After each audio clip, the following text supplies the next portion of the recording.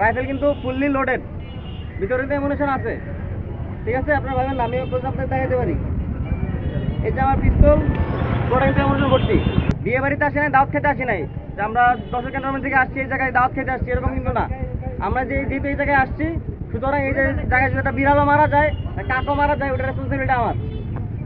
বুঝা গেছে? এখন যে বিড়াল না মরার জন্য আমার যা করতে হবে আমি এটা করবো। আমার এখানে লোকজন আছে, আমি পর্যাপ্ত পরিমাণ লোকজন নিয়ে আসছি, ইকুইপমেন্ট নিয়ে আসছি, অস্ত্র। প্রত্যেকটা রাইফেল কিন্তু ফুললি লোডেড, ভিতরে তো অ্যামুনিশন আছে। ঠিক আছে, আপনারা ভাবেন না আমি আপনাদের দেখাতে পারি। এই যে আমার পিস্তল, পুরোটা কিন্তু অ্যামুনিশন ভর্তি। তো আমরা চাই না আপনাদের উপর কোনো প্রকার আক্রমণ করতে কিংবা কোনো প্রকার মানে আপনারা যাতে কষ্ট পান, ক্ষতিগ্রস্ত হন, এরকম কিছু করতে চাই না।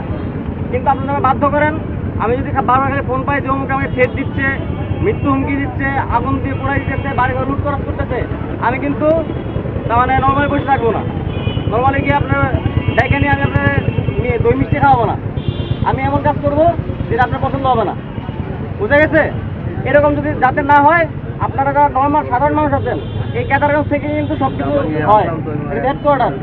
আপনারা দেখবেন যে 5-6 জন বসে আলোচনা করতে চল অমুকের বাড়ি থেকে আগুন লাগা দেয়, আর বাকি 10 জন মিলে ঘিরে ধরবেন। কেন আগুন লাগাবি? আগুন লাগানো যাবে না। যদি দেখেন যে বাকি ওরা তো আমার বাড়িতে আগুন দিচ্ছিল, চলো আমরা এবারে গিয়ে যাই, আপনার সাধারণ মানুষ মিলে আটকাবেন না, এটা করা যাবে না এখন। বুঝা গেছে?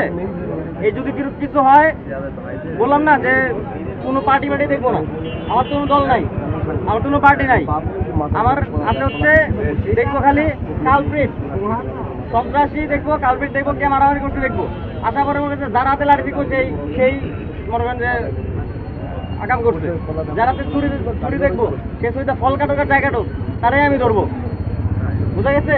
সুতরাং এই ধরনের কোনো পরিস্থিতি সৃষ্টি করা যাবে না। ঠিক আছে? আচ্ছা, ঠিক আছে, ধন্যবাদ সবাইকে।